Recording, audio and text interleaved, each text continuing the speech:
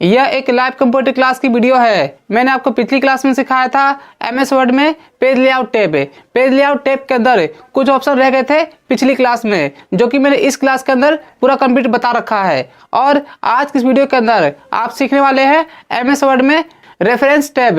Reference tab क्या होता है और उसके अंदर जितने भी ऑप्शन दिए हुए हैं उस सभी का यूज कैसे करते हैं। तो फ्रेंड्स, अगर आप कंप्यूटर सीख रहे हैं तो ये वीडियो आपके लिए बहुत ही हेल्पफुल है। इस वीडियो को लास्ट तक जरूर देखें। चैनल पर नए हैं तो चैनल को सब्सक्राइब कर लें और साथ साथ बेल आइकन बटन पर क्लिक कर दें। तो चलिए फ्रेंड्स, बिना टाइम वेस्ट किए हुए शुरू करते हैं आज की लाइव कंप्यूटर क्लास से। देखिए, मैंने आपको लास्ट क्लास में सिखाया था पेज लेआउट टैब के अंदर ना, यहाँ पे मार्जिन से लेकर के और लास्ट यहाँ पे पैराग्राफ ग्रुप तक, जिसमें इंडेंट और स्पेसिंग मैंने बताया था लास्ट क्लास में। ठीक है, और आज हम सीखेंगे इसके अंदर पेज लेआउट टैब के अंदर अरेंज ग्रुप। देखिए, यहाँ पे जितने भी ऑप्शन दिए हुए हैं ना, यहाँ पे स्टार्टिंग में आप देख रहे हो ये कुछ ऑप्शन शो नहीं कर रहा है। तो यहाँ पे मैं कुछ टेक्स्ट टाइप करता हूँ, जब मैं आपको दिखा देता हूँ एक बार। यहाँ पर टेक्स्ट टाइप करने के बाद भी यहाँ पे ऑप्शन शो नहीं कर रहा है। तो मैं आपको बता दूँ, यहाँ पर ये अरेंज ग्रुप के अंदर जितने भी ऑप्शन दिए हुए हैं इन सभी का यूज करते हैं हम किसी फ़ोटो पर, इमेज कोई भी फ़ोटो हो या फिर किसी शेप पर। तो जब यहाँ पेज के ऊपर कोई भी फ़ोटो या शेप लेके आएंगे ना, तो फिर ये सारे ऑप्शन यहाँ पे शो करेगा। फिर हम इसका यूज कर सकते हैं। जैसे मैं आपको दिखाता हूँ, पहला ऑप्शन हमारा दिया पोजीशन का। तो मैं इंसर्ट पे क्लिक करके और यहाँ मैंने पिक्चर पे क्लिक किया फ़ोटो लाने के लिए, और यहाँ पर हमारी फ़ोटो है डेस्कटॉप पर। मैंने यहाँ पे सेव किया हुआ एक अरेंज ग्रुप का फोल्डर है, उसके अंदर सेव किया हुआ है अरेंज ग्रुप, ये रहा। और इसके अंदर मैं कोई भी एक फ़ोटो ले लेता हूँ। जैसे मैंने इस वाले फ़ोटो पे क्लिक किया और यहाँ से कर दिया मैंने इंसर्ट। तो देखिए, यहाँ पे फ़ोटो आ चुका है ना। और एमएस वर्ड के अंदर कोई भी फ़ोटो लेने के बाद, ठीक है, आप इसे यहाँ तो देखो 2013 में ना मूविंग कर पा रहे हैं हम। यहाँ पर फ़ोटो को कहीं भी उठा के ले जाना हो तो ले जा सकते हैं, लेकिन एमएस वर्ड 2007 के अंदर फ़ोटो कभी भी लेके आओगे तो मूविंग नहीं करेगा। तो यहाँ पर पेज लेआउट टैब के अंदर पहला देखिए, यहाँ पे सारे ऑप्शन यहाँ पे शो कर रहे हैं अब। ठीक है, तो यहाँ पे फर्स्ट ऑप्शन दिया हुआ है पोजीशन का। मैंने आपसे पहले भी आपको बता रखा है इसका यूज क्या होता है, तो मैं आपको दिखा देता हूँ। जब आप इस पर क्लिक करोगे ना, तो यहाँ पे ये 9 ऑप्शन दिए हुए हैं। ये है पेज का टॉप पोजीशन, ये मिडल है, बीच का है, और ये है बॉटम। तो देखिए, मैंने फ़ोटो पे क्लिक करके और यहाँ पे पोजीशन में गया। जैसे ये दिया हुआ है टॉप में लेफ्ट है, ये कर दिया मैंने सेंटर, और ये दिया राइट है। ठीक है, इसी तरीके से मान लीजिए मुझे इस फ़ोटो को ना पेज के बीचों बीच में लेके आना है, तो मैंने इस पर क्लिक करके पोजीशन पे क्लिक किया और ये चला गया मिडल वाले ऑप्शंस में। तो मैंने यहाँ पे बीच में क्लिक कर दिया सेंटर में, तो ये बीच में आ गया। अब मान लेते हैं कि हमें फ़ोटो को ना बॉटम में राइट साइड में चाहिए, तो सिंपल सा है, फ़ोटो पे क्लिक करके यहाँ पे जाएंगे पोजीशन पे, यहाँ पे बॉटम में जा करके और यहाँ मैंने राइट पे क्लिक कर दिया। ठीक है, तो ये फ़ोटो हमारा यहाँ पे आ चुका है। तो सिंपल सा है, पोजीशन का काम क्या होता है कि ये हमारा पेज का पोजीशन है। किसी भी फ़ोटो को कोई भी फ़ोटो लाने के बाद और सिर्फ उस पर क्लिक करना है। ठीक है, और जहाँ भी आपको सेट करना है बस सिर्फ उस पर क्लिक कर देना है। फिर जैसे दोबारा से मैंने यहाँ पे टॉप में लेफ्ट साइड में क्लिक कर दिया। ठीक है, तो यहाँ पे हमारा आ चुका है। इसके बाद ये दिया हुआ है टेक्स्ट रैपिंग। ठीक है, रैप टेक्स्ट, जिन्होंने कल क्वेश्चन किया था यहाँ पर ब्रेक के अंदर। ठीक है, तो यहाँ पे जो दिया हुआ है रैप टेक्स्ट, इसका जो काम होता है कि ये जो फ़ोटो है हमारा टेक्स्ट में कहाँ पर रखना है। जैसे देखिए, अभी यहाँ पर ये टेक्स्ट के लेफ्ट साइड में है। यहाँ पे किस पे क्लिक किया हुआ है, स्क्वायर पे। ठीक है, ये स्क्वायर पे क्लिक है, तो यहाँ पे स्क्वायर बन के आ रहा है। यहाँ पर फ़ोटो को हम कहीं भी बीच में ले जाएंगे ना, तो ये स्क्वायर बन के ही आएगा। अगर यहाँ पे मैं फ़ोटो का शेप चेंज कर दूँ, जैसे मैंने फॉर्मेट पे क्लिक किया और यहाँ पे ये दिया है पिक्चर लेआउट, इसका फॉर्मेट चेक कर लेता हूँ मैं अभी। यहाँ पे जैसे मैंने यहाँ पे ना देखिए सर्कल ले लेता हूँ फ़िलहाल। ठीक है, मैंने सर्कल कर दिया। ये फ़ोटो यहाँ पे सर्कल में है, लेकिन यहाँ पे क्या बन के आ रहा है, स्क्वायर। ये देखिए स्क्वायर बन के आ रहा है। यहाँ पे नीचे शेडो है, इसलिए यहाँ पे स्पेस ज़्यादा हो गया, इसका शेडो भी यहाँ पे स्पेस ले रहा है। तो यहाँ पे फ़ोटो पे क्लिक करके पेज लेआउट टैब के अंदर, और यहाँ पे हमने यहाँ पे क्या लिया हुआ है, स्क्वायर, तो ये स्क्वायर बन के आएगा। अगर यहाँ पे हम टाइट कर देते हैं, ठीक है, टाइट में क्या होगा कि टेक्स्ट जहाँ भी आना होगा, देखो यहाँ पे ऑटोमेटिक एडजस्ट हो जाएगा। ये सर्कल में आ चुका है, तो इस तरीके से टेक्स्ट हमें एडजस्ट करना होगा फ़ोटो के साथ में।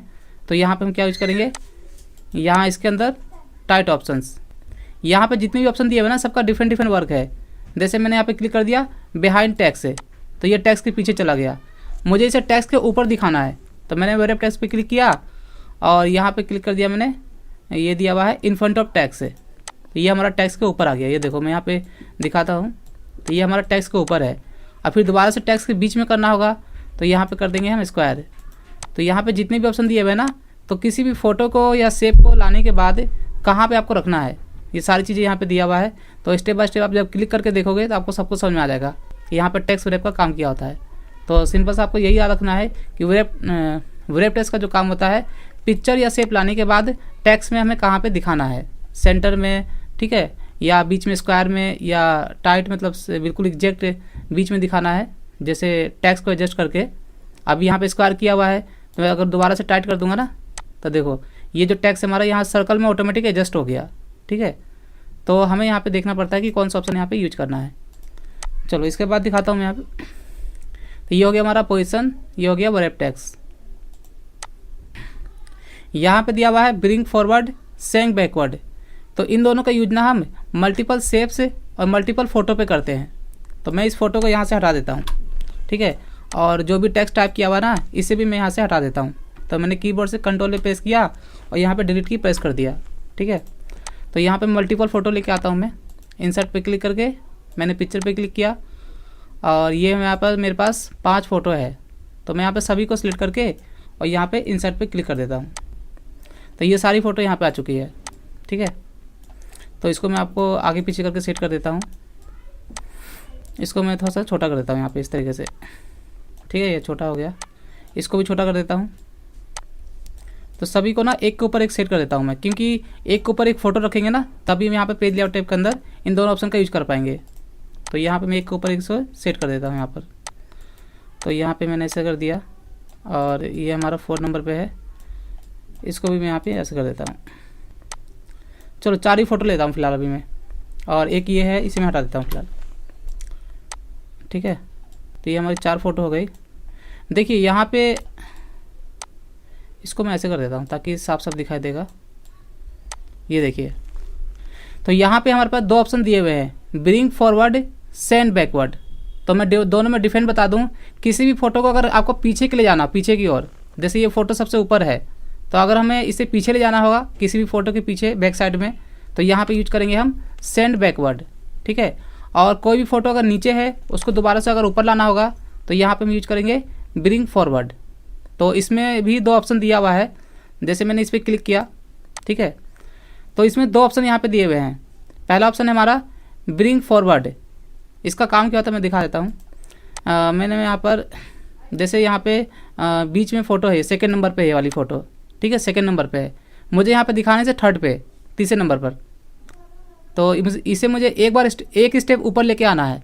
तो कभी भी अगर एक स्टेप फ़ोटो को ऊपर लाना होगा, तो ब्रिंग फॉरवर्ड पे क्लिक करके और यहाँ पे आपको करना है ब्रिंग फॉरवर्ड।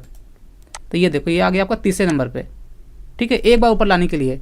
और अगर आपको एक बार पीछे ले जाना होगा, तो यहाँ पे सेंड बैकवर्ड में दिया हुआ है, ये है सेंड बैकवर्ड, ठीक है। तो ये दोबारा से पीछे ले जाने के लिए हो गया। तो 1 स्टेप बैकवर्ड, 1 स्टेप फॉरवर्ड के लिए क्या करते हैं, ब्रिंग फॉरवर्ड के अंदर इसमें एक और ऑप्शन है ब्रिंग फॉरवर्ड का, ठीक है, 1 स्टेप के लिए। और इसमें एक और ऑप्शन है सेंड पीछे ले जाने के लिए, ठीक है। अगर 1 स्टेप बैक करना होगा ना, तो सेंड बैकवर्ड में ये दिया हुआ है सेंड बैकवर्ड 1 स्टेप के लिए। लेकिन मैं चाहता हूँ ना कि ये फ़ोटो सबसे ऊपर है, ये देखिए, ये जो फ़ोटो है ये सबसे ऊपर है, मुझे इसे सबसे पीछे ले जाना, सबसे पीछे, ठीक है। तो हमेशा याद रखना, सेंड बैकवर्ड के अंदर एक ऑप्शन यहाँ पे दिया हुआ है सेंड टू बैक है। तो मैंने इस पर क्लिक करके और यहाँ पे मैं गया सेंड बैकवर्ड में और क्लिक कर दिया सेंड टू बैक। तो ये फ़ोटो हमारा सबसे पीछे चला गया। इसी तरीके से दोबारा से सबसे ऊपर लाना है, सबसे ऊपर। तो सिंपल सा है, ब्रिंग फॉरवर्ड में जा करके और यहाँ पे दिया हुआ है ब्रिंग टू फ्रंट। तो मैंने इस पर क्लिक किया, तो ये सबसे ऊपर आ गया। तो कभी भी आपको एक स्टेप पीछे जाना हो या सबसे पीछे जाना हो, तो यहाँ पे दोनों में 2 ऑप्शन दिए हुए हैं। और ये दिया हुआ है टेक्स्ट के लिए। जब यहाँ पर टेक्स्ट टाइप करेंगे ना, तो ब्रिंग टू फ्रंट मतलब टेक्स्ट के ऊपर, टेक्स्ट से पीछे ले जाने के लिए भी इसमें ऑप्शन दिया हुआ है, ठीक है। ये ऑप्शन आपको 2007 में नहीं मिलेगा, उसमें आपको सिर्फ 2 ही ऑप्शन मिलेगा, ब्रिंग फॉरवर्ड का और ब्रिंग टू फ्रंट का, ठीक है। तो सिंपल से याद रखना कि कभी भी अगर फ़ोटो या कोई भी शेप लेके आते हैं यहाँ पर शेप के ऊपर, और किसी भी शेप को आगे पीछे करना हो, तो उनके लिए हम यूज करते हैं ब्रिंग फॉरवर्ड और सेंड बैकवर्ड, ठीक है। इसके बाद यहाँ पे दिया हुआ है सिलेक्शन पेन। देखिए यहाँ पे जब हम फ़ोटो पे काम करते हैं ना, तो कौन से फ़ोटो को हमें दिखाना है, कौन से फ़ोटो को नहीं दिखाना है, तो उसके लिए हम क्या यूज करते हैं, सिलेक्शन पेन। जैसे यहाँ पे 4 फोटो है सपोज, ठीक है, तो मैंने यहाँ पे सिलेक्शन पेन पे क्लिक कर दिया। तो जैसे ही मैं इस पर क्लिक करूँगा तो एक पैनल खुल के आएगा यहाँ पर। तो ये पैनल का नाम क्या है, सिलेक्शन। और जितनी भी यहाँ फ़ोटो है सभी का नाम यहाँ पे दिया हुआ है, और जिस पे हम क्लिक करेंगे ना वो यहाँ पे हमारा नाम सेलेक्ट हो जाएगा। और यहाँ पे आई बटन दिया हुआ है, आई बटन, किसे हमें दिखाना है किसे नहीं दिखाना है, तो यहाँ पे आई बटन पे सिर्फ आपको क्लिक करना है, ठीक है। तो मैंने इस पर क्लिक किया तो ये हमारा हाइड हो गया, ठीक है। मुझे इस वाले फ़ोटो को भी नहीं दिखाना है, तो जैसे ही मैं इस पर क्लिक करूँगा ना तो यहाँ ऑटोमेटिक सेलेक्ट हो जाएगा, और यहाँ पे आई बटन पे आपको क्लिक कर देना है, तो ये फ़ोटो हमारा हाइड हो गया, ठीक है। तो सिलेक्शन पेन का जो काम होता है, किस फ़ोटो को हमें पेज पे दिखाना है, किस फ़ोटो को हमें पेज पे नहीं दिखाना है, तो उसके लिए क्या यूज करोगे आप, सिलेक्शन पेन। और एक बार में सभी को हाइड करना है, तो यहाँ पे 2 बटन दिए हुए हैं, शो ऑल और हाइड ऑल। तो मैंने हाइड ऑल पे क्लिक कर दिया, सारे ही हाइड हो गए। दोबारा से शो करना हो तो शो ऑल पे क्लिक कर दिया, सारे शो हो गए, ठीक है। तो यही ऑप्शन दिया हुआ है सिलेक्शन पेन के अंदर। चलो तो इसे मैं हटा देता हूँ। अब देखिए सिलेक्शन पेन के बाद यहाँ पे दिया हुआ एलाइन। एलाइन और पोजीशन दोनों का काम एक जैसा ही है, लेकिन दोनों में डिफरेंट क्या है तो मैं आपको दिखा देता हूँ। तो यहाँ पे मुझे एक फ़ोटो का ही काम है, तो मैं यहाँ पे 3 को डिलीट कर देता हूँ यहाँ पर, ठीक है। और मुझे यहाँ पे टेक्स्ट टाइप करना है, तो यहाँ लगा देता हूँ मैं पैराग्राफ। ये हमारा टेक्स्ट आ गया। अब देखिए यहाँ पे जो हमने पोजीशन यूज किया था, इसका आपको काम पता ही है कि ये हमारा होता है टॉप में, लेफ़्ट साइड में, ये सेंटर में, और ये राइट में, ठीक है। मान लेते हैं कि अगर हमने इस फ़ोटो को यहाँ पे सेट कर दिया इस जगह पर, ठीक है, मैंने यहाँ पे सेट कर दिया टॉप से थोड़ा सा नीचे, और मैं चाहता हूँ कि इस फ़ोटो को ना यहीं से मुझे सेंटर में दिखाना है, मतलब करंट है। ये जो दिया हुआ है इसका काम होता है एग्जैक्ट पोजीशन। तो जहाँ पे हमारी फ़ोटो है वहीं से सेंटर करने के लिए अगर आप इसका यूज करोगे ना, तो ये क्या करेगा, या तो ये टॉप में ले जाएगा, या फिर मिडल में, बीच में, या फिर बॉटम में। तो हम इससे नहीं कर सकते। तो याद रखना इन दोनों का काम सेम होता है, बस दोनों में डिफरेंट ये होता है, ये हमारा दिया हुआ है एग्जैक्ट पोजीशन, ठीक है, और ये होता है हमारा करंट पोजीशन। जहाँ पे हमारी फ़ोटो है वहीं से अगर हमें लेफ़्ट, सेंटर या राइट करना होगा तो उसके लिए हम यहाँ यूज करेंगे एलाइन। तो मैंने यहाँ पे क्लिक किया फ़ोटो पे, मुझे यहीं से सेंटर करना है, तो एलाइन में जा कर के यहाँ पर हम पोजीशन का यूज नहीं करेंगे, क्या यूज करेंगे, एलाइन। तो मैंने इस पर क्लिक कर दिया और यहाँ से कर दिया मैंने एलाइन सेंटर, ठीक है। तो जहाँ पे हमारी फ़ोटो थी वहीं से हमारा सेंटर हो गया। तो ये होता है हमारा करंट पोजीशन, और ये होता है हमारा एग्जैक्ट पोजीशन, मतलब जो इसमें दिया है वहीं जाएगा, ठीक है। वैसे ही यहाँ पे राइट में करना है, राइट कर दो, एलाइन राइट है, और लेफ़्ट करना है तो यहाँ से एलाइन लेफ़्ट है, ठीक है। तो दोनों में सेम ही ऑप्शन दिया हुआ है सारा, ठीक है, सिर्फ डिफरेंट यही होता है, ये एग्जैक्ट है और ये करंट है। और ये दिया हुआ है ग्रुप है। देखिए ग्रुप जो होता है हमारा, ये फ़ोटो पे काम नहीं करता। मैं दोबारा से अंडू कर देता हूँ, मैं कीबोर्ड से प्रेस करता हूँ Ctrl+Z बैक आने के लिए। मैं यहाँ पे बैक आ गया, ठीक है। दोबारा से मुझे फ़ोटो लाना है सारा जो मैं डिलीट किया हुआ है, तो ये फ़ोटो आ गया हमारे पास। ये देखिए ग्रुप क्या होता है हमारा, कभी भी याद रखना, जैसे मल्टीपल शेप्स है और सभी को हमें एक साथ सिलेक्ट करना होगा ना, सिलेक्ट है तो एक पे क्लिक करके और कीबोर्ड से शिफ्ट की प्रेस करके और भी पिक्चर पे क्लिक करना है, ठीक है। मैंने यहाँ पे क्लिक किया, ये चारों सिलेक्ट हो गया, ठीक है। और ग्रुप में जा कर के और यहाँ पे ग्रुप का ऑप्शन आ रहा है, देखो यहाँ पे। तो मैं यहाँ पे ऐसा करता हूँ ना, मैं एक के ऊपर एक फ़ोटो सेट कर देता हूँ। देखिए यहाँ पे 2013 में मैं अभी ग्रुप पिक्चर पे किया नहीं था, और अभी मैं यहाँ पे ग्रुप कर रहा हूँ तो यहाँ पे ग्रुप का ऑप्शन आ रहा है। लेकिन इससे पहले का जो वर्जन है हमारे पास, जैसे 2010 हो गया या 7 हो गया, उसमें आपका ग्रुप शो नहीं करेगा, ठीक है। तो मैंने एक फ़ोटो पे क्लिक करके और भी फ़ोटो सेलेक्ट करना है, तो कीबोर्ड से प्रेस कर दिया शिफ्ट की, और यहाँ पे मैंने इसे सिलेक्ट कर लिया। ये देखिए तो चारों सेलेक्ट हो गए, और यहाँ पे ग्रुप पे क्लिक करके और यहाँ से कर दो ग्रुप। तो ग्रुप करने से फ़ायदा ये होगा कि अब ये हमारा सारा ग्रुप हो चुका है। मैं एक फ़ोटो पे क्लिक करके भी कहीं भी जाना होगा ना, तो आप देखोगे तो सारा ही फ़ोटो एक साथ मूविंग करेगा, ठीक है। और यहाँ पे इसे रोटेट करना है तो कंट्रोल दबा करके यहाँ पे हम इसे कॉपी भी कर सकते हैं, ये देखो। और घुमाने रोटेट करने के लिए यहाँ पे रोटेट का ऑप्शन दिया हुआ है, ठीक है। मुझे यहाँ पे इस पॉइंट को इधर करना है, तो ये हमारा दिया है फ्लिप हॉरिजॉन्टल, ये देखो। तो मैंने ये प्रोजेक्ट दिया था पहले। तो ग्रुप करने के लिए क्या करना है, शिफ्ट के साथ सभी को सिलेक्ट करना है और वहाँ पे हमें करना है ग्रुप। और दोबारा से देखिए, ग्रुप करने के बाद दोबारा अगर अनग्रुप करना हो तो यहाँ पे ग्रुप पे क्लिक करके, ठीक है, पहले तो आपको इस पर क्लिक करना पड़ेगा यहाँ फ़ोटो पर। अगर आप बाहर क्लिक करोगे ना, जैसे मैंने यहाँ पे बाहर क्लिक कर दिया तो ये हमारा शो ही नहीं करेगा, ठीक है। तो यहाँ पे पहले आपको फ़ोटो पे क्लिक करना होगा जो हमारा ग्रुप किया हुआ है, और यहाँ पे ग्रुप पे क्लिक करके, और इसमें अगला ऑप्शन यहाँ पे दिया हुआ है अनग्रुप का, तो मैंने इस पर क्लिक कर दिया, ये दोबारा हमारा अनग्रुप हो गया। अब हमें एक एक फ़ोटो को कहीं भी ले जाना हो तो ले जा सकते हैं फिर। तो ये होता है शेप और किसी भी शेप या पिक्चर को ग्रुप करने के लिए। और ये सारे ऑप्शंस जो अभी हमने यहाँ पे फ़ोटो पे यूज किया हुआ है, इसी चीज़ को हम फ़ोटो पे ना यूज करके हम शेप पे भी यूज कर सकते हैं। यहाँ पे जितने भी ऑप्शन दिए हुए हैं, ये सिर्फ टेक्स्ट पे यूज नहीं होता। तो याद रखना हमेशा भी कि अरेंज ग्रुप के अंदर यहाँ पे जितने भी ऑप्शन दिए हुए हैं, ये सिर्फ काम करता है ओनली फ़ोटोज़ एंड पिक्चर पर, ठीक है। फ़ोटो, पिक्चर या फिर कोई भी शेप वगैरह बनाते हो तो यहाँ पे इंसर्ट टैब के अंदर, ठीक है, ये जो दिया हुआ है ना जितना भी शेप है, तो इन सभी पे के ऊपर भी आप यहाँ पर इन सभी का यूज कर सकते हो, ये अरेंज ग्रुप। तो मैं एक बार ना अनम्यूट करके एक बार पूछ लेता हूँ, कोई डाउट तो नहीं है, क्योंकि अब मैं स्टार्ट करूँगा रेफरेंस टैब, ठीक है। तो यहाँ पे एक प्रोजेक्ट वाला दे दूंगा मैं आपको कंप्यूटर ग्रुप में, अलग से फ़ोटो पे काम करने के लिए, ऐसे मैंने पहले भी दिया हुआ है, ठीक है। तो एक बार मैं अनग्रुप करके पूछ लेता हूँ एक बार।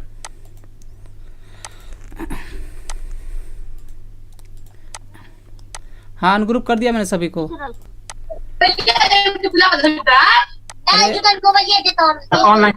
अरे कौन बोल रहा है यार? पता नहीं सर कौन कहाँ से। ये क्या क्लास अकेले करते हैं? पूरा ग्रुप या घर में जो क्लास करते हैं अकेले करते हैं, सारा ग्रुप बैठ के करते हैं? अच्छा, ये समझ में आया आपको? यहाँ पे अरेंज ग्रुप के अंदर position, wrap tags, bring forward.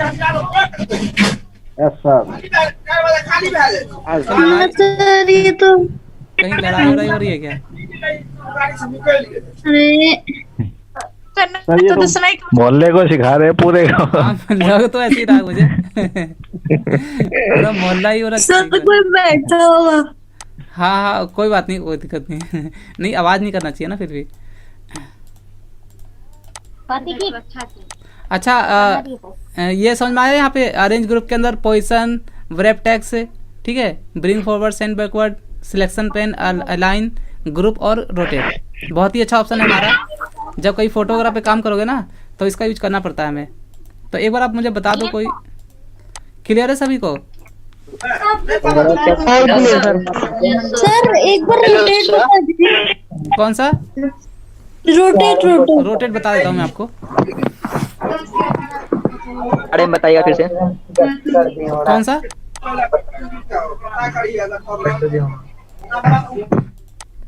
देखिए, अभी क्वेश्चन आया कि रोटेट का यूज कैसे करते हैं। देखिए, रोटेट तो ऐसे हम हमेशा यूज करते रहते हैं मोबाइल में भी, है ना। रोटेट मतलब होता है किसी भी फ़ोटो को या शेप को मूविंग करना, मतलब घुमाना, ठीक है।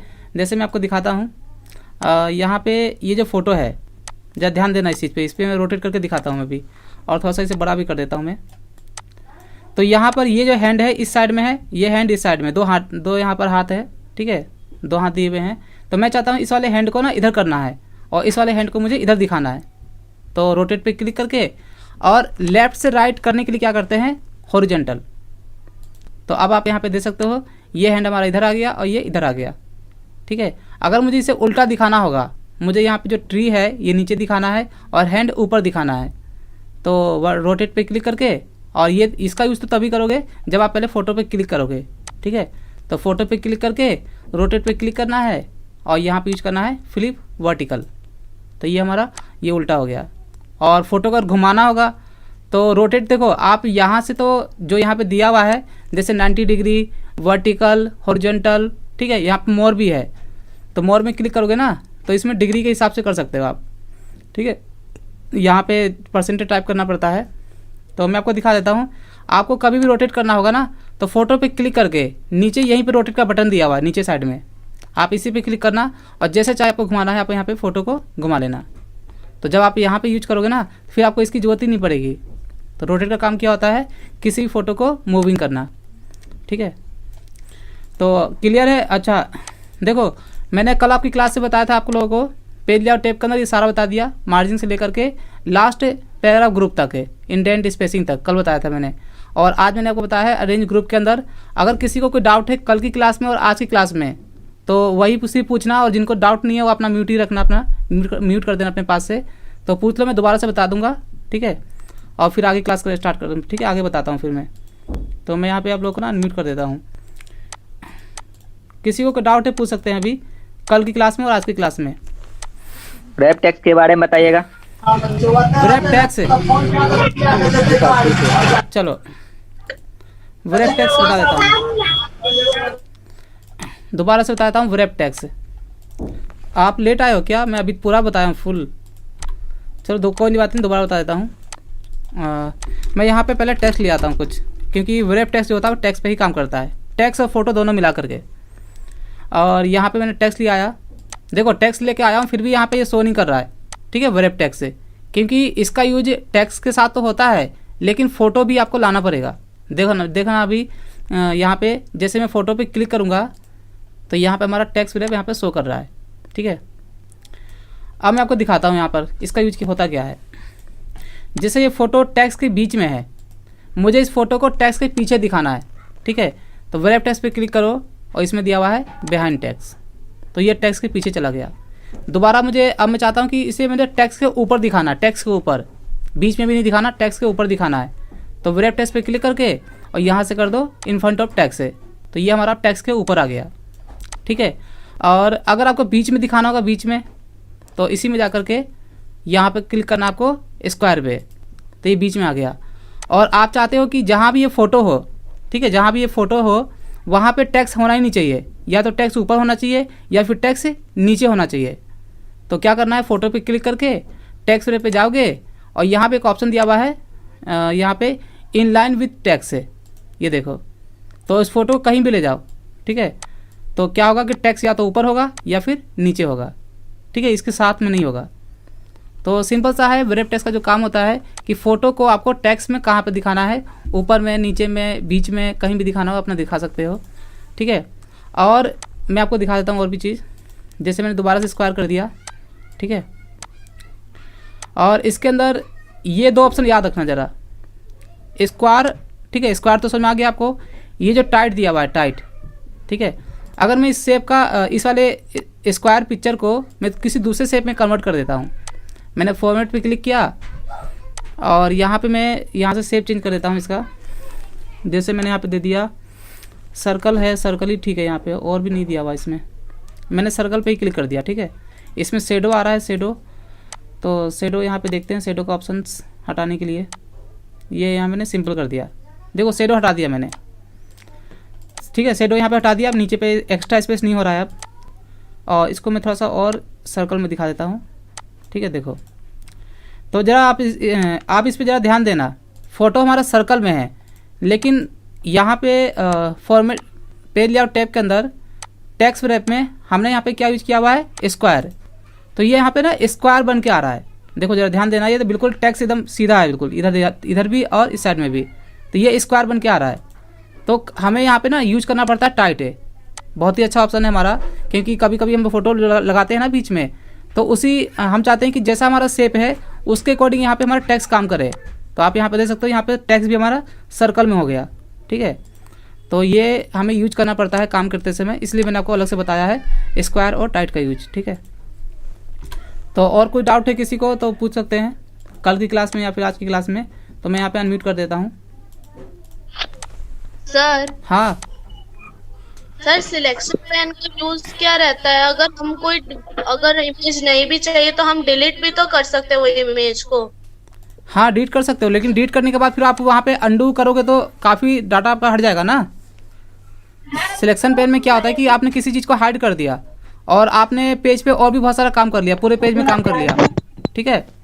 तो कभी भी उस फोटो को लाना हो तो आप यहाँ पे ये ला सकते हो इससे। हाँ खाना बोल रहे हैं। आया समझ में सिलेक्शन पेन? सर ये जो अरेंज ग्रुप है ये पूरा फॉर्मेटिंग के लिए काम करता है, एक सिलेक्शन पेन और अलाइन को छोड़ के। ये सभी हमारा फोटो और शेप पे काम करता है, फोटो और शेप। सर इसमें जब हम क्लिक करते हैं तो ये फॉर्मेटिंग आता है ना, तभी होता है ना, वैसे हाइड दिख रहा है। हाँ तो यहाँ ये पे सारे जितने भी ग्रुप के अंदर जब आप कोई फोटो शेप लेके आओगे ना तभी काम करेगा ये।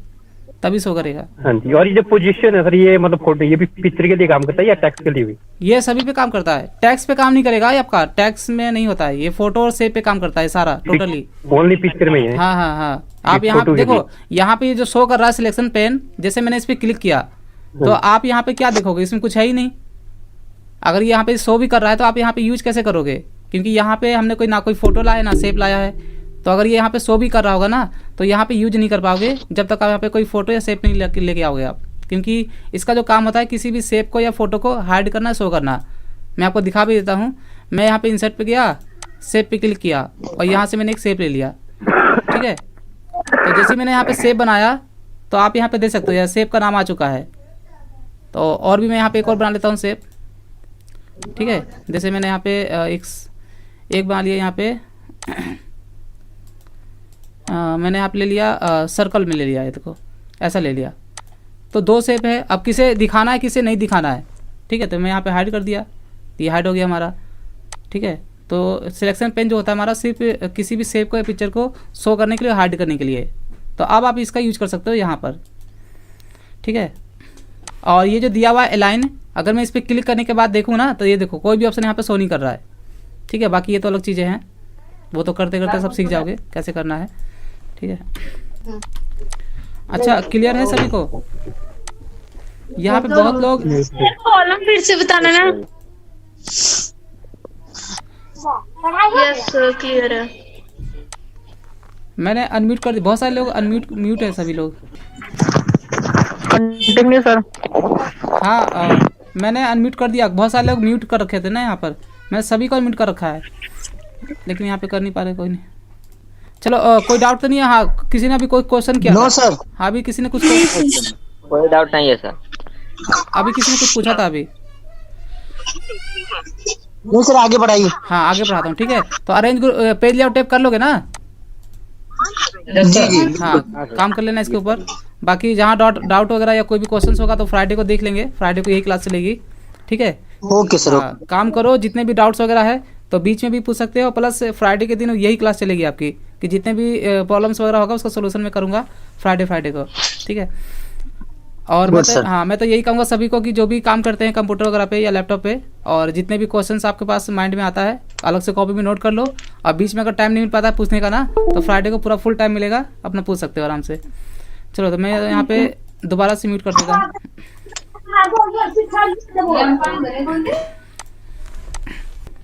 देखिए यहाँ पे मैंने आपको बता दिया पेज लेआउट टैब के अंदर यहाँ पे जितने भी ऑप्शंस होते हैं। अब इसके बाद हम सीखेंगे रेफरेंस टैब, ठीक है। देखो रेफरेंस टैब क्या होता है, यहाँ पे जितने भी ऑप्शन दिए हुए हैं ना इनके रेफरेंस से हम कोई नई चीज़ तैयार करते हैं, ठीक है। जैसे यहाँ पे दिया हुआ है पहला ऑप्शन टेबल ऑफ कंटेंट, ठीक है। तो इसका जो काम होता है एक इंडेक्स क्रिएट करना। जब आप कोई बुक ओपन करते हो तो उसमें लिखा होता है ना पहला चैप्टर कौन से पेज पे है, दूसरा चैप्टर कौन से पेज पे है। तो जो इंडेक्स जो बना होता है वो किससे बनता है, यहाँ पे रेफरेंस टैब के अंदर टेबल ऑफ कंटेंट से बनता है। और कैसे बनता है तो मैं एक बार बना के दिखा देता हूँ आपको। तो जो भी मैंने यहाँ पे काम किया हुआ है, मैंने कीबोर्ड से कंट्रोल प्रेस करके और यहाँ पे डिलीट की प्रेस कर दिया। और देखिए इंडेक्स बनाने के लिए सबसे पहले क्या करना है, आपको फर्स्ट पेज को ब्लैंक करना है, क्योंकि हम काम करेंगे दूसरे पेज से काम करेंगे, और पहले पेज पे हमें इंडेक्स क्रिएट करना है। जो बुक में क्या होता है हमारा जो पहला चैप्टर होता है, पहला पेज, उस पर इंडेक्स बना होता है, उसके बाद से हमारा चैप्टर स्टार्ट होता है। तो इसीलिए यहाँ पे क्या करेंगे कि अगर हमें इंडेक्स बनाना होगा ना तो पहले पेज को क्या करेंगे, ब्लैंक कर देंगे इंडेक्स क्रिएट करने के लिए। तो यहाँ पे इंसर्ट पे क्लिक करके और मैंने यहाँ पे क्लिक कर दिया ब्लैंक पेज, तो मैं यहाँ पे आ गया दूसरे पेज पे। और इंडेक्स किस चीज़ का बनाना है तो मैं ऐसा करता हूँ ना, यहाँ पे टाइप कर देता हूँ जैसे चैप्टर 1, ठीक है।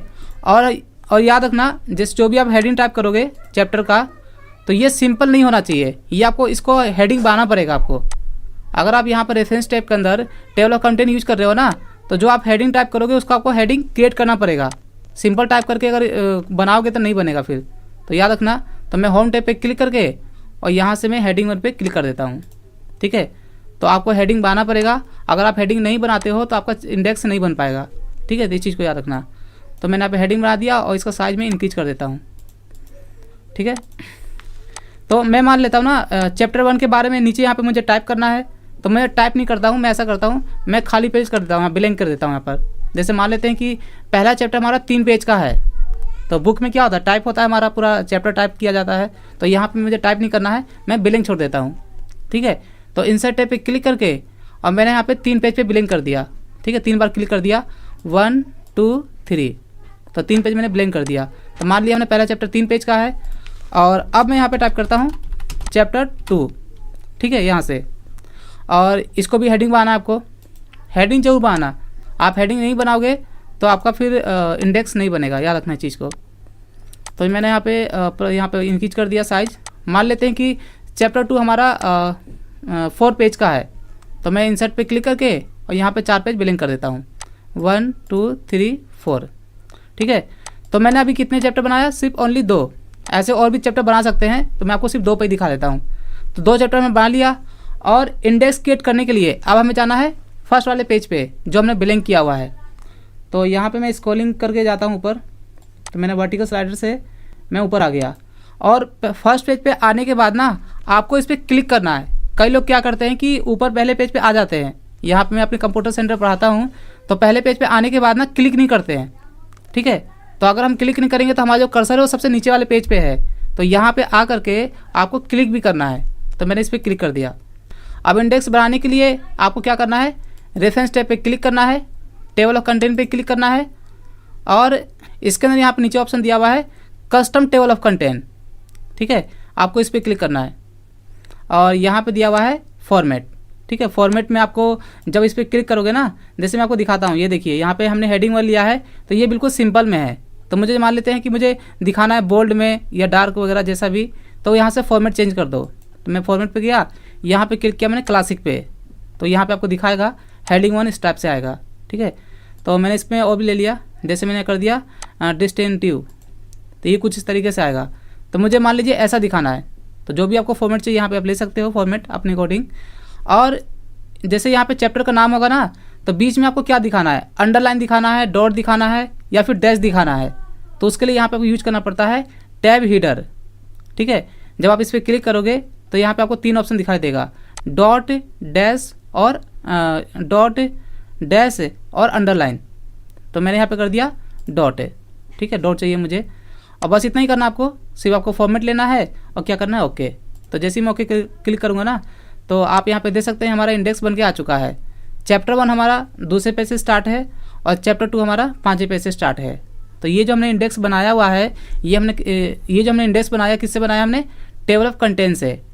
ठीक है, और देखिए जब आप यहाँ पे कोई भी चैप्टर का नाम टाइप करके, ठीक है, आपको हेडिंग बनाने के लिए क्या करना पड़ता है, होम में आकर के और यहाँ पे क्लिक करना पड़ता है। तो अगर आपको हेडिंग यहाँ से नहीं बनाना होगा ना, तो आप क्या करोगे, रेफरेंस टैब के अंदर आप यहाँ से भी हेडिंग बना सकते हो। ये बटन दिया हुआ एड टेक्स्ट का, तो मैंने इस पर क्लिक कर दिया, और देखिए यहाँ पे दिया है लेवल 1, ये हमारा हेडिंग 1 है, और ये दिया है सब हेडिंग जो हेडिंग 2 होता है, जिसका नाम यहाँ पे लिखा हुआ है लेवल 2, और लेवल 3 होता है हमारा हेडिंग 3। तो अगर आपको हेडिंग बनाना होगा तो आपको होम टैब पे क्लिक करने की ज़रूरत नहीं है, आप यहाँ पर रेफरेंस टैब के अंदर से ही एड टेक्स्ट में जा करके और यहाँ से हेडिंग बना सकते हो। ठीक है, अब देखिए मान लेते हैं कि चैप्टर 1 के अंदर मैं और भी कोई हेडिंग बनाता हूँ। ठीक है, जैसे यहाँ पे मैंने चैप्टर 1 में दे दिया कि मुझे बेसिक कंप्यूटर कोर्स के बारे में लिखना है। चैप्टर 1 के अंदर मुझे यहाँ पे बेसिक कंप्यूटर कोर्स के बारे में टाइप करना है।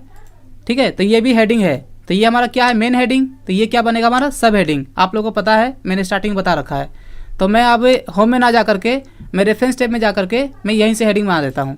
तो सब हेडिंग के लिए क्या यूज करते हैं, हेडिंग 2। तो मैंने यहाँ पे लेवल 2 पे क्लिक कर दिया, तो ये बन गया हमारा सेकेंड हेडिंग, और मैं इसे थोड़ा साइज बड़ा कर देता हूँ। ठीक है, इस तरीके से। और अब मुझे ना इस वाले हेडिंग को, ये जो हमारा इंडेक्स बना रखा है हमने, इसे हमें यहाँ पे इसमें अपडेट का आना है कि चैप्टर 1 के अंदर क्या क्या है। यहाँ पे मुझे क्या करना है, अपडेट का आना है। तो आपको क्या करना है, चैप्टर में बीच में कहीं भी कोई भी हेडिंग टाइप करके अपना सब हेडिंग देख लेना कि हेडिंग 1 बनेगा या 2 बनेगा।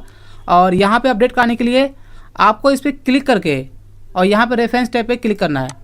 ठीक है, और ये दिया हुआ है अपडेट टेबल। जैसे आप इस पर क्लिक करोगे तो इसमें यहाँ पे 2 ऑप्शन दिए हुए हैं, तो आपको यहाँ पे नीचे वाला ऑप्शन को क्लिक करना है। ठीक है, अपडेट इंटायर टेबल। तो मैंने इस पर क्लिक कर दिया और यहाँ से कर दिया मैंने ओके। ठीक है, तो यहाँ पे आ चुका है हमारा बेसिक कंप्यूटर कोर्स, किसके अंदर है, हमारा चैप्टर 1 के अंदर ऑटोमेटिक आ गया।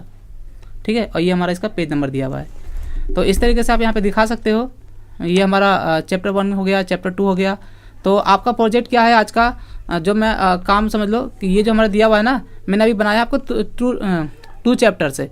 तो आपको अब बनाना है टेबल ऑफ कंटेंट से टोटल 10 चैप्टर्स। आपको 10 चैप्टर क्रिएट करना है, और मैंने अभी जैसे 2 बनाया तो आपको बनाना है 10 है। तो एक बार मैं ना अनम्यूट करके आपसे पूछ लेता हूँ, कोई डाउट वगैरह हो तो, ठीक है। अगर इसमें कोई डाउट होगा तो मैं दोबारा बता दूंगा। हाँ, किसी को कुछ पूछना है क्या? नहीं sir. No sir, all clear. हाँ, समझ में सर हो आया? गया। हाँ, मैंने अभी बताया रेफरेंस स्टेप के अंदर टेबल ऑफ कंटेंट से, ठीक है। तो समझ में आ गया सर सर? थोड़ा एक बार रिवाइज कर दीजिए किसे? इसको सर, जो अभी बताया है। अरे देखो, 1-2 चीजें पूछोगे क्लास करते समय तो सही रहेगा। अब सारा ही पूछोगे तो अभी तो बताया सारा। सर लगता है भाई अभी आए हैं। मेरे को लग ऐसे ही रहा है। हाँ सर। हाँ थोड़ा लेट। कोई बात नहीं, लेट आते हो तो वीडियो रिकॉर्डेड होता है, आपको 2 घंटे बाद मिल जाएगा आपको क्लास करने के बाद, ओके सर। ठीक है। कल तो ओके हाँ, कल नहीं मिल पाया था, ठीक है। तो क्लास करते समय सारा ही पूछोगे पूरे सुर से, तो स्वर से वो तो सारा ही बताना पड़ जाएगा ना फिर। ठीक हाँ। है। तो कोई बात नहीं, अगर लेट आए तो कोई दिक्कत नहीं है, आपको रिकॉर्डेड वीडियो मिल जाएगा सारा, ठीक है। अच्छा, ठीक है सर, ठीक है, आगे बताइए। हाँ, मैं आपको आप बताता हूँ फुटनोट और एंड नोट। बहुत अच्छा ऑप्शन है ये भी। चलो, तो यहाँ पे मैं भी म्यूट कर देता हूँ। किसी को कोई डाउट नहीं है ना इसमें? No sir. ओके।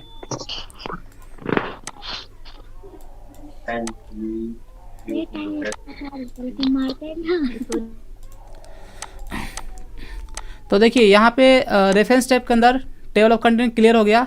इसके बाद दूसरा ऑप्शन दिया हुआ है फुट नोट ग्रुप है। इसमें यहाँ पे 2 ऑप्शन दिए हुए हैं, इंसर्ट एंड नोट और insert foot note, insert and note. तो पहले ऐसा करता हूँ कि जो भी मैंने यहाँ पे काम किया हुआ है कंट्रोल प्रेस करके इसे मैं कर देता हूँ डिलीट, ठीक है। और यहाँ पे मैं इसके बारे में बता दूँ कि फुट नोट और एंड नोट में क्या अंतर है, ठीक है। देखो, दोनों में जो भी इनका काम है मैं अभी दिखा दूंगा प्रैक्टिकल कि इनका काम क्या है, और मैं आपको बता दूं कि दोनों में डिफरेंस क्या है। दोनों का काम सेम है, लेकिन दोनों में अंतर क्या होता है, जो हमारा फुटनोट होता है एंड ऑफ द पेज होता है। याद रखना, जब इसका यूज करेंगे ना फुटनोट का, तो ये इसका रिजल्ट कहाँ पे आता है, end of the page, page के लास्ट में। और जो हमारा एंड नोट होता है हमारा, ये होता है एंड ऑफ द पैराग्राफ है। जैसे मान लीजिए मैंने यहाँ पे ये कुछ पैराग्राफ टाइप किया हुआ है, ठीक है, ये टाइप किया मैंने। तो यहाँ पर जो भी इसका रिजल्ट होगा वो कहाँ आएगा, एंड ऑफ द पैराग्राफ है, पैराग्राफ के बाद लास्ट में जहाँ तक हमने काम किया उसके बाद दिखा देगा। और ये जो फुटनोट होता है कहाँ होता है, एंड ऑफ द पेज, यहाँ पे लास्ट में दिखाएगा आपका, ठीक है। और देखिए इसका काम क्या होता है, आपने देखा होगा इंग्लिश के बुक में, जैसे कोई वर्ड डिफ़िकल्ट है, इंग्लिश का कोई वर्ड डिफ़िकल्ट है तो उसकी मीनिंग जो होती है वो चैप्टर के लास्ट में दिया होता है, ठीक है, कि उसके उस वर्ड का मीनिंग क्या है, चाहे वो हिंदी की बुक हो या फिर इंग्लिश की बुक हो। तो उसी तरीके से यहाँ पे वर्किंग टाइम में अगर काम करते समय पेज में हमें दिखाना होगा किसी वर्ड की मीनिंग, कि इस वर्ड का मीनिंग क्या है। तो उसके लिए हम यहाँ पे क्या यूज करते हैं, इंसर्ट एंड नोट और इंसर्ट फुट नोट, ठीक है। और कैसे करते हैं तो मैं आपको दिखा देता हूँ। यहाँ पर कोई एक वर्ड ले लेता हूँ मैं, जैसे ऑनलाइन वीडियोज, डॉक्यूमेंट लेता हूँ, डॉक्यूमेंट, ठीक है। जैसे यहाँ पे मैंने ना डॉक्यूमेंट वर्ड ले लिया, मान लेते हैं कि डॉक्यूमेंट थोड़ा सा डिफ़िकल्ट वर्ड है, मुझे इसके बारे में दिखाना है कि डॉक्यूमेंट होता क्या है, ठीक है। इसके बारे में कुछ एग्जांपल देना है। तो जिसके ऊपर भी जिस वर्ड पे आपको लगाना होगा ना फुटनोट या एंड नोट, उस वर्ड के लास्ट में क्लिक करना, लास्ट में, बीच में क्लिक मत करना, नहीं तो फिर स्पेस हो जाएगा। तो उस वर्ड के लास्ट में क्लिक करना है। और क्या यूज करना है आपको, दोनों का काम तो सेम है, बस डिफरेंट मैंने आपको बता दिया। तो मान लेते हैं मुझे पेज के लास्ट में इसका रिजल्ट जो है पेज के लास्ट में दिखाना है, तो मैंने इंसर्ट फुट नोट पर क्लिक कर दिया, ठीक है। मैंने यहाँ पे इंसर्ट फुट नोट पर क्लिक कर दिया, तो यहाँ पे आप देख सकते हैं यह हमारा ऑटोमेटिक लास्ट में आ गया, पेज ओपन हो गया। और मुझे डॉक्यूमेंट के बारे में क्या दिखाना है, जैसे डॉक्यूमेंट का मतलब क्या होता है, लेटर, ठीक है। जैसे दे दिया मैंने लेटर, फिर यहाँ पे दे दिया मैंने पेजेज, और भी कुछ दिखाना दिखा सकते हैं, लेटर, पेज, दे दिया मैंने जैसे प्रोजेक्ट, ठीक है। इस तरीके से मैं 3 एग्जांपल दे दिया। तो आप देखो इसका काम क्या होता है। अभी तक तो आपने समझ लिया कि इसका यूज ऐसे मैंने किया है, लेकिन इसका रिजल्ट मतलब इसका मेनली यूज है क्या। तो देखिए मैंने यहाँ पे फुटनोट के बारे में 3 वर्ड टाइप कर दिया, यहाँ पे डॉक्यूमेंट के बारे में मैंने 3 वर्ड टाइप कर दिया इंसर्ट फुटनोट का यूज करके। अब हम किसी को भी ये पैराग्राफ देंगे तो कोई यहाँ पे रीड करेगा ना, जैसे कोई पढ़ते हुए आ रहा है यहाँ पर और यहाँ पे डॉक्यूमेंट पे आ गया, उसको लगता है कि ये वर्ड थोड़ा डिफिकल्ट है, तो उसी वर्ड के ऊपर में देखिए वहाँ पे लिखा हुआ आ रहा है लेटर, पेज और प्रोजेक्ट। तो ये काम होता है इसका कि किसी वर्ड के बारे में कुछ मीनिंग या कुछ उसके बारे में दिखाना होगा, 1 लाइन 2 लाइन, तो आप उसी वर्ड के ऊपर दिखा सकते हो यहाँ पर फुटनोट और एंड नोट का यूज करके। ठीक है, तो ये देखिए यहाँ पे दिखा रहा है, तो मैं वर्ड के ऊपर जा रहा हूँ तो उसके ऊपर लिखा हुआ आ रहा है। ठीक है, लेटर, पेजेज और प्रोजेक्ट है। तो मैं और भी दिखा देता हूँ, जैसे मैंने हीडर पे क्लिक किया और इस बार मैं आपको दिखाता हूँ एंड नोट। ठीक है, तो मैंने एंड नोट पे क्लिक कर दिया तो आप यहाँ पे देख सकते हैं एंड ऑफ द पैराग्राफ यहाँ पे हमारा आ गया, एंड नोट का यूज किया तो फुट हीडर क्या होता है मैंने यहाँ पे दे दिया टॉप ऑफ द पेज। ठीक है, जो हीडर होता है हमारा टॉप ऑफ द पेज। तो अब यहाँ पर कोई भी जैसे मान लेते इस पैराग्राफ को रीड करता है तो हीडर अगर समझ में नहीं आएगा तो क्या होगा, देखो उसके ऊपर टॉप में लिखा हुआ आएगा, टॉप ऑफ द पेज वहाँ पे लिखा हुआ है उसके बारे में। तो ये होता है हमारा एंड नोट। तो सिंपल सा आपको याद रखना है, किसी वर्ड के बारे में कुछ मीनिंग या कुछ भी उसके बारे में 1 लाइन 2 लाइन दिखाना होगा उस वर्ड के ऊपर। ठीक है, रीड करते समय, तो उसके लिए क्या यूज करते हैं हम एंड नोट और फुट नोट। और दोनों का काम ये होता है, जब आप फुट नोट यूज करोगे तो आपको कहाँ टाइप करना पड़ेगा, एंड ऑफ द पेज। ठीक है, जो भी उसका रिजल्ट है उसके बारे में, वर्ड के बारे में। और जब एंड नोट यूज करोगे तो क्या होगा आपका एंड ऑफ द पैराग्राफ, मतलब पैराग्राफ जहाँ पे हमारा वर्क खत्म हो रहा है ना काम, उसके बाद आपको यहाँ पे दिखा देगा। ठीक है, और ये तो हो गया हमारा नेक्स्ट फुट नोट देखने के लिए कि हमने कहाँ पे, अगर आप 4-5 जगह लगाओगे ना तो जब इस पर क्लिक करोगे तो ये सिर्फ देखने के लिए होता है कि नेक्स्ट कहाँ लगा रखा है, तो यहाँ पे लगा रखा है। ठीक है, फिर मैं नेक्स्ट करूँगा तो इसके बाद कहीं हमने लगाया नहीं है। ठीक है, जैसे मान लेते हैं मैंने फर्स्ट लाइन पे क्लिक किया। ठीक है, और मुझे देखना है यहाँ पे पहले क्या लगा रखा है हमने, फुट नोट। तो यहाँ करता हूँ नेक्स्ट फुट नोट। तो देखो हमारा यहाँ कर्सर था, सीधा यहाँ पे आ गया। ठीक है, इसके बाद मैंने यहाँ पे लगा रखा है एंड नोट। तो यहाँ पे जा करके अब मैं करता हूँ यहाँ पे नेक्स्ट एंड नोट। तो ये देखो यहाँ से कर्सर सीधा हमारा यहाँ पे आ गया। तो ये सिर्फ देखने के लिए होता है कि हमने कहाँ पे पेज में लगा रखा है। और जो इसका रिजल्ट हमने नीचे टाइप किया हुआ है, तो ये क्या लिखा हुआ है, शो नोट्स। जब आप इस पर क्लिक करोगे तो इसमें आपके पास 2 ही ऑप्शन आएगा जो यहाँ पे दिया हुआ है।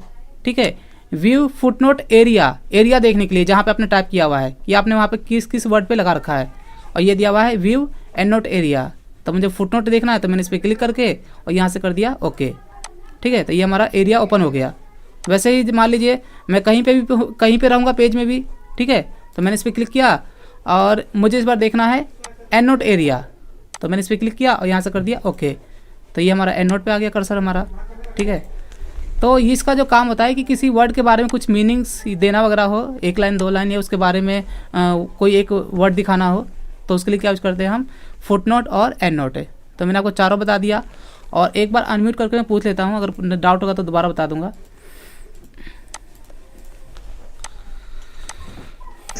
नहीं सर। किसी को No, डाउट sir, डाउट कोई है या doubt कुछ है? नहीं। नो सर, क्लियर है। क्लियर है ना? ये देखो जी। मैं आप लोगों की जानकारी के लिए थोड़ा सा 2-3 लाइन बता दूं।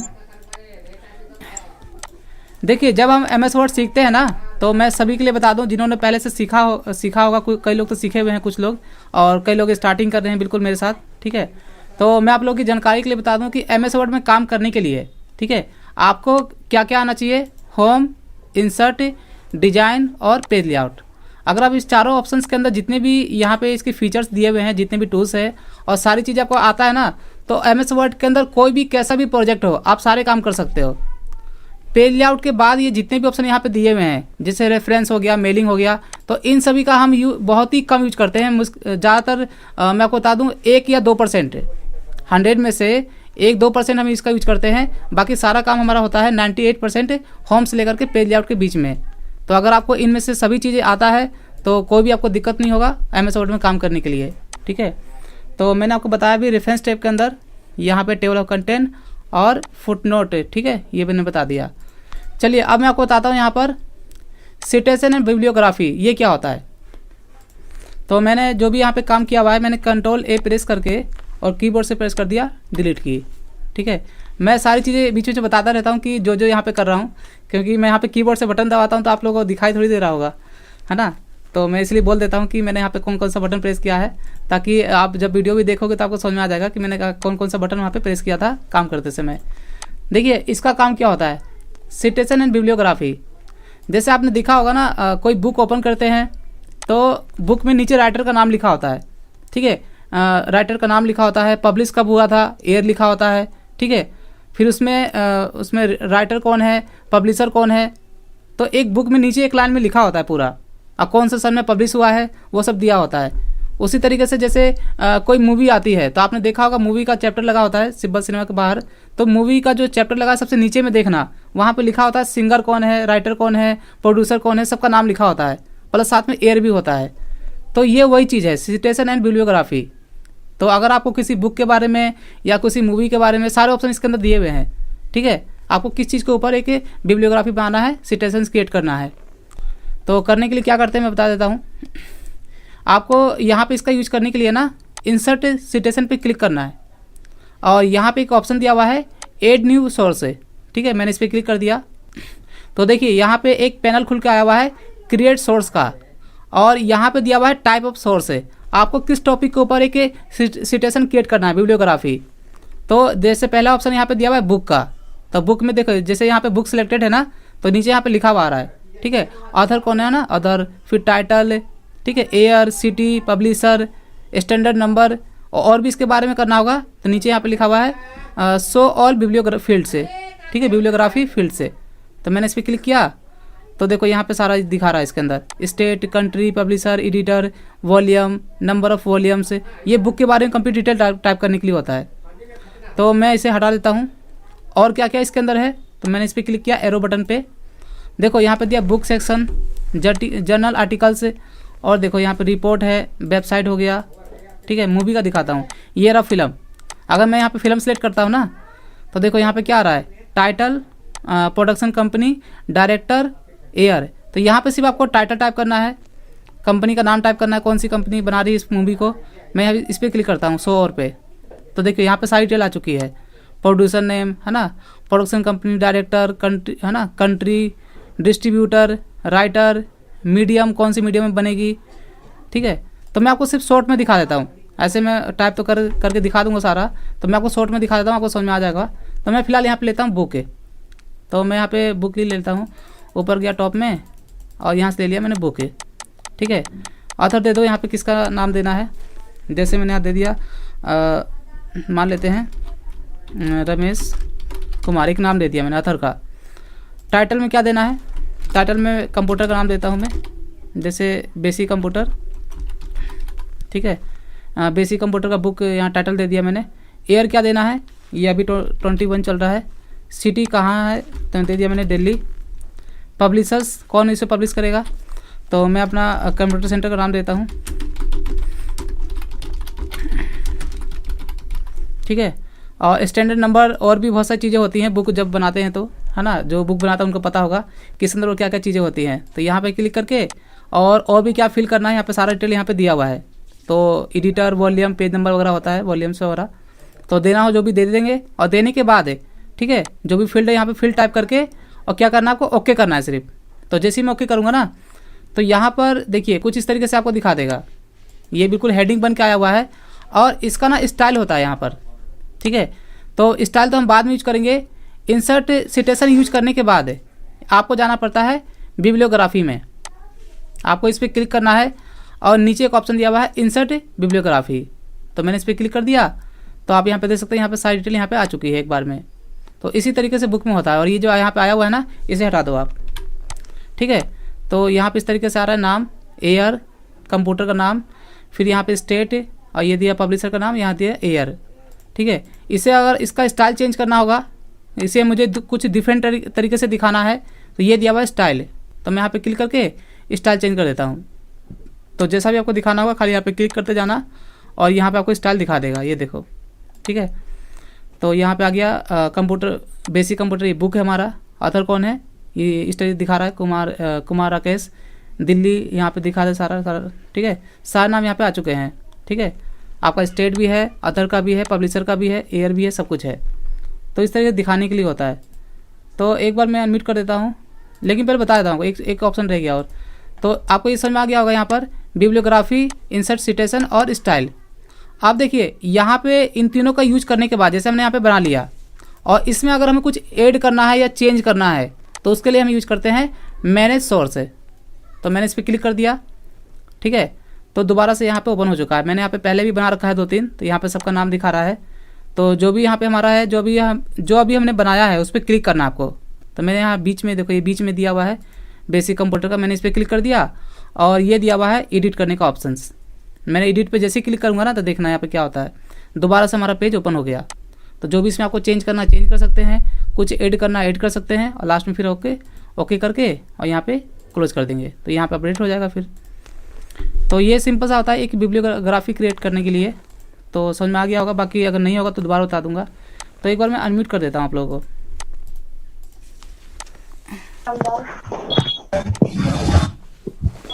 हाँ जी, किसी को डाउट है क्या कुछ इसमें? Hello sir. हाँ बोलिए। क्लियर है सर, इंसर्ट सिटीजन में हाँ, ऐड न्यू प्लेस होल्डर क्या है? यहाँ पर हाँ सर। इस पर क्लिक करो आप, ये देख लेते हैं इसका एक प्लेस होल्डर नेम। रुक जाओ, प्लेस होल्डर देख लेता हूँ मैं अभी। ये कैटेगरी की तरह एक कैटेगरी बन के आ चुका है। प्लेस होल्डर 1 के अंदर ना यहाँ पे आ गया हमारा, इसमें ये देखो जो अभी हमने लास्ट बनाया था ये प्लेस होल्डर 1 में आ गया। तो जब यहाँ पे हम बनाते हैं ना, ठीक है, तो यहाँ पे जैसे मैंने क्लिक किया ऐड न्यू प्लेस होल्डर पर, तो जो भी आपको यहाँ पे नाम देना नाम दे देना यहाँ पर, ठीक है। जैसे दे दिया मैंने बुक के बारे में और यहाँ पे ओके पे कर दिया, ठीक है। तो यहाँ पे आपको दिखा देगा वो। और ये दो हमने बना दिया ना, एक को हटा देना यहाँ से, ठीक है। एक को हटाने के लिए,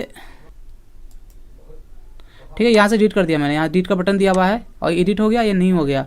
तो ये कैटेगरी दिया हुआ है कि किसके बारे में यहाँ पे बना रखा है हमने, बुक के बारे में, ठीक है। वैसा कर सकते हैं हम यहाँ पे ऐड न्यू प्लेस होल्डर का यूज कैटेगरी के उसके अंदर ना हमें दिखाना है कि वो किसके अंदर आता है वो तो इसलिए हमने वहाँ पे नाम टाइप कर दिया, ठीक है। तो कोई ज़्यादा बड़ा यूज नहीं है उसका। और बाकी कर लोगे आप?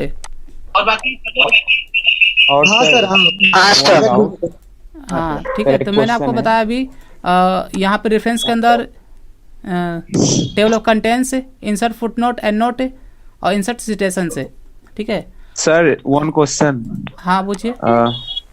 जैसे मान लीजिए कि ये जो इंसर्ट सिटीजन जो लगाए हैं आप, ठीक है हाँ। ना? तो अगर हम इस पे कोई फोटो लगाए तो ये ऑटोमेटिक नीचे आ जाएगा? फोटो कहाँ पर लगाना है? यहाँ पर जैसे हम पेज पे फोटो लगाए, ठीक है ना, और हाँ। ये सेट करेंगे तो इसको जहाँ पे सेट करना है, मान लीजिए कि हमको और नीचे करना है, सेट हो हाँ। जाएगा? देखिए वो तो कर सकते हैं। हाँ देखो एक मिनट मैं आपको आंसर देता हूँ। देखिए MS वर्ड के पेज के ऊपर जो भी हम काम करते हैं ना, चाहे हमारा काम ऊपर हो या नीचे हो, जैसे मान लीजिए हमें यहाँ पे हमने ये बना लिया और इसे हमें कहाँ दिखाना है, पेज के सबसे नीचे दिखाना है, तो कुछ भी नहीं करना है, ठीक है। आप यहाँ पे इसे सिलेक्ट करो और आपको पता है मूविंग करने के लिए सिंपल सा आपको क्या करना है, कट करना है, ठीक है। कट करके और जहाँ भी आपको दिखाना है वहाँ चले जाना, अपना जो भी आपका काम किया है वो तो अपना कर लेना पहले, ठीक है। और किसी चीज़ को अगर आपको एक जगह से दूसरी जगह ले जाना हो तो सिलेक्ट करके कट करना और जहाँ भी चाहिए वहाँ जा करके और सिर्फ पेस्ट कर देना, ठीक है। तो वहाँ पे आ जाएगा वो। तो हम कहीं भी किसी भी टेक्स्ट को, पिक्चर को कहीं भी मूविंग कर सकते हैं अपने अकॉर्डिंग, तो वो तो कोई डाउट नहीं है उसके अंदर, ठीक है। तो वो तो छोटा है, ठीक है। समझ में आया? किसने आवाज लगाया अभी? अरे किसने आवाज लगाया? बोलिए क्या कहना है, बोलिए सर से। इतनी जोर से आवाज लगाया फिर उसके बाद बोला ही नहीं कुछ। हाँ जी पूछिए। अच्छा ये समझ में आ गया ना? हाँ। और बाकी आज 7:01 हो गया है, तो आज इसको ना आप प्रैक्टिस करना, पहले छोटी छोटी चीजें हैं, ठीक है। Okay sir. हाँ कल मैं आगे बताऊंगा इसका, ठीक है। वर्क डालिए सर। हाँ वर्क मैं कंप्यूटर ग्रुप में दे देता हूँ। Thank you. हाँ कंप्यूटर ग्रुप में देता हूँ, आज यहीं तक करते हैं, ठीक है। तो मैंने आपको इसका PDF मिलेगा? हाँ इसका PDF में सेंड कर देता हूँ अभी। स्टेप जैसा स्टेप मैंने बताया ना आपको अभी यहाँ पे यूज करने के लिए, सेम वही स्टेप उसमें बना हुआ है, जो अभी नोट्स दे दूंगा मैं अभी कंप्यूटर ग्रुप में। Okay sir. ठीक है। हाँ okay sir, thank you. Okay bye. Good bye night sir. Good night good night sir. Good night sir. Good night everyone. Bye sir. Bye bye. Bye sir. Okay good night. बाकी good night बहुत बहुत thanks जुड़ने के लिए। Good night जो है बाकी कल, हाँ कल Night, मिलते हैं sir. फिर 6 से 7 में।